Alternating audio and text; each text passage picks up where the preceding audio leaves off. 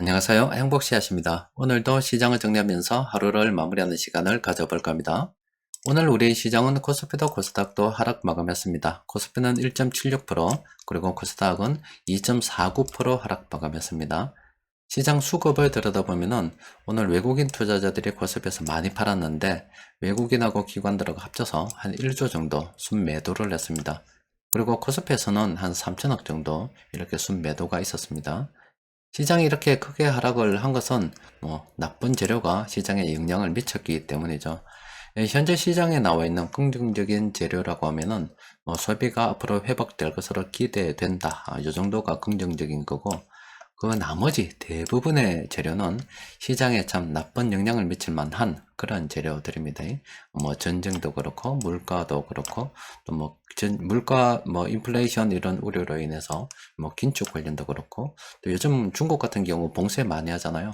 그래서 이 중국 봉쇄는 또 경기 침체로 이어지는 그런 거, 또 에너지 곡물 가격 이것도 특별하게 또 많이 상승하는 경향이 있죠. 이런 각각의 이런 그 재료들이 거의 시장으로 치면은 메가톤급 그런 악재들이라서 시장이 참 어렵습니다. 일단 오늘 시장에서 나쁜 영향을 미친 재료를 좀 살펴보면은 바로 긴축에 대한 우려입니다. 지금 지난번 3월 달에 기준금리를 0.25% 미국에서 인상을 해서 지금 미국의 기준금리는 0.5%입니다. 0.5%인데 파월 연준 의장이 나와서 3월 달에 기준금리를 0.5% 올릴 수 있다 이런 이야기를 했잖아요.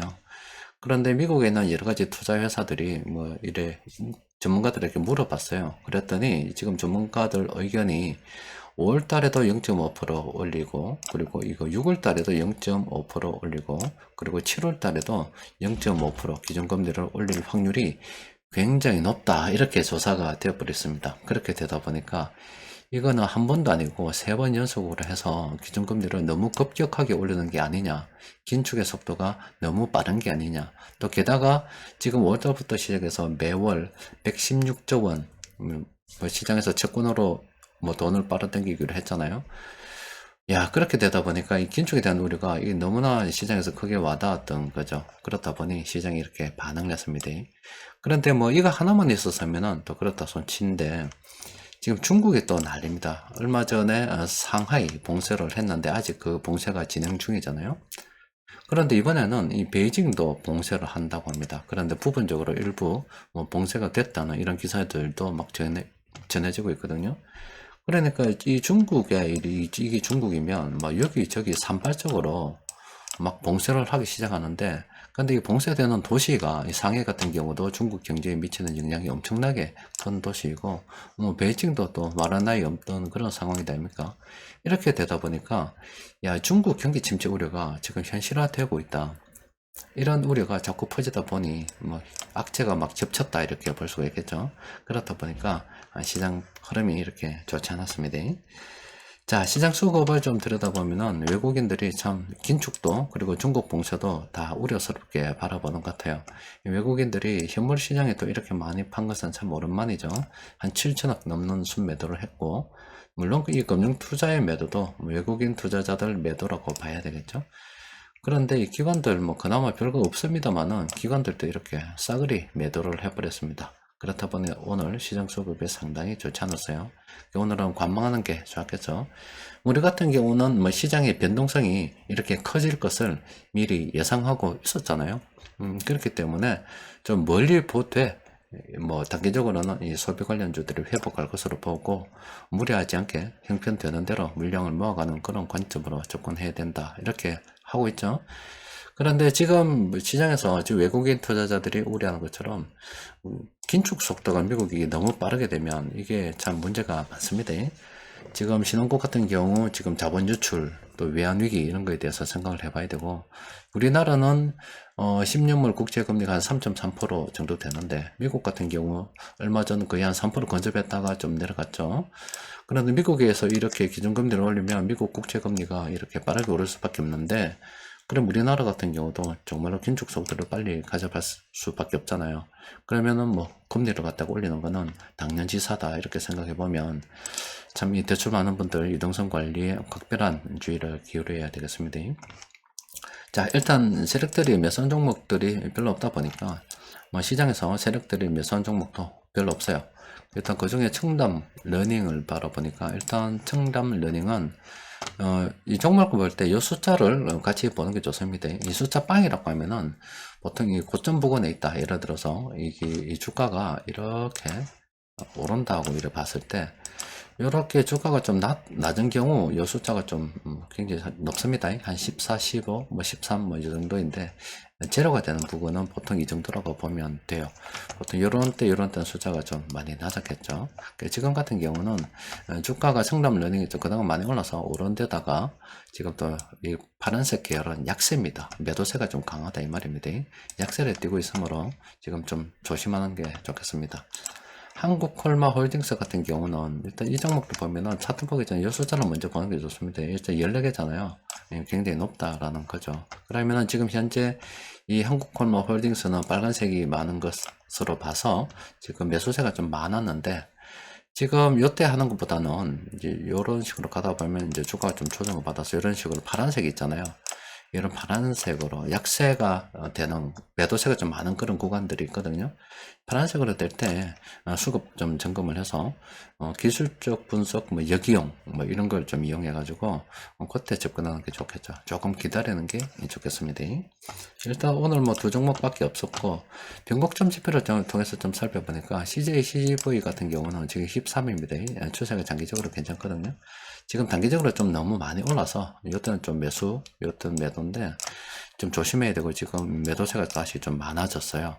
그런데 아직 장기적으로 추세가 살아있기 때문에 파란색으로 이렇게 파란색 계열로 이렇게 가다 보면 조금 주가가 좀 조정을 받는다는 얘기거든요. 이 부분에 주가가 좀 조정을 받을 때 세력들이 매수하는 게 확인이 되면은 기술적 지표가 무너졌을 때 좀 역용을 해서 추가 매수 이런 것도 아니면 이 종목 들고 있지 않다 그러면은 신규 매수에 대해서도 한번 고민해 볼 필요가 있겠죠. GKR 같은 경우도 추세는 살아있습니다. 1한 번이잖아요. 살아있는데 지금 단기적으로 이렇게 상승 반전 신호들이 나왔다가 이제 하락 반전 하락 반전 떴죠. 좀 조심해야 된다 이 말입니다. 보통 이런 거 있으면은 이런 식으로 얼마 지나지 않아서 이제 매도세가 강한 그런 흐름을 보였기 때문에 이것도 추세는 살아있으니까 이렇게 파란색이 좀 이렇게 좀 짙어지면 그때 기술적 분석 역이용을 해가지고 우리가 좀 싸게 매수할 수 있는 그런 기회로도 삼을 수가 있겠죠. 고려 아연 같은 경우는 이 탐욕 지표 파란색 떴기 때문에 게임 이 종목은 끝나붙습니다. 농우 바이오 같은 경우도 아직 살아있어요. 살아있죠. 구입니다. 구 살아있습니다. 그래서 이런 식으로 파란색으로 하락 반전 신호가 떴는데 좀 당분간 이렇게 약세 조정을 좀 보인다 그러면은 이렇게 그때 기술적 분석 역용을 좀 이용해서 추가 매수도 한번 해볼 수가 있겠죠. 대원제약 같은 경우도 좀 지금 현재 좀 접근하기는 어중간한 상태입니다. 근데 이 종목은 접근하지 않는 게 좋겠어요. 주가가 이렇게 너무 아래 위로 급하게 움직이고 추세 형성 없이 변동성만 너무 큰 그런 상황이라서 이 종목을 좀 버리도록 합니다. 바텍 같은 경우도 아직 추세는 살아있습니다. 살아있고 아직 뭐 5분이면 거의 0으로 향해서 간다 생각하면 끝무렵으로 다가가고 있다라고 봐야 되겠죠. 그래서 이 종목은 다른 종목, 앞서 좋은 종목들도 있었기 때문에 굳이 접근할 필요가 없는데 내가 한번 고민해 봐야 되겠다 싶으면 이런 거 떴을 때 있잖아요. 예전에 이런 거 떴을 때를 잘 보면 이후에 이런 식으로 약세 보이는 구간이 있어요. 이런 식으로 그때 추가 매수에 대해서 한번 생각해 볼 필요가 있겠죠. 또 미종목은 끝나붙습니다. 이 탐정지 뜨면은 막 안 보는 걸로 합시다. 이런 거 뜨기 전에 한번 이용하는 것 전에 이런 신호들이 있다면 좀 고점이라 생각하고 이런 신호들이 있을 때는 이렇게 파란색으로 될 때는 좀 주가가 약세 그러니까 이게 매도세가 강한 구간이다. 그래 생각하고 있으면 되겠죠. 일단 요거는 숫자가 좀 남았지만 파는 거 떴기 때문에 끝내도록 합시다. 여튼 오늘 시장이 좋지 않았습니다. 야, 미국에서 이 분석기관들 아니면 투자 관련해서 관련 업종에 조사하는 사람들이 0.5% 3연속 금리 인상을 갖다가 예상하고 있다고 합니다. 그러면 얼마나 쪼려가지고 있겠어요? 근데 미국의 금리 인상이 참 쪼리기도 하죠.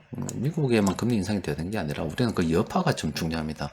그렇지 않아도 요즘 신흥국도 참 어려운데 신흥국들이 위한 시장 어떻게 되는지 좀 고민해 봐야 되고, 또 우리나라 같은 경우 미국에서 이렇게 금리를 올리면 아이고, 당연히 우리나라도 이 금리를 올릴 수밖에 없겠죠. 대출 있는 사람들 정말로 조심해야 됩니다.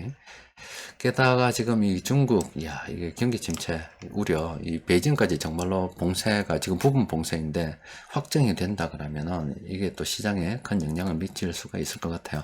그럼 지금 우리가 이제 좀 기다리는 건데, 뭐 떠나라는 게 아니라 좀 쉬는 겁니다. 지금 우리가 쉬는 이유는 오늘 좀 많은 종목들이 조정을 받았잖아요. 조정을 받았는데 기다리는 이유는 기다리다 보면은 좀 싸게 매수할 수 있는 기회가 있기 때문에 우리가 좀 기다리는 겁니다.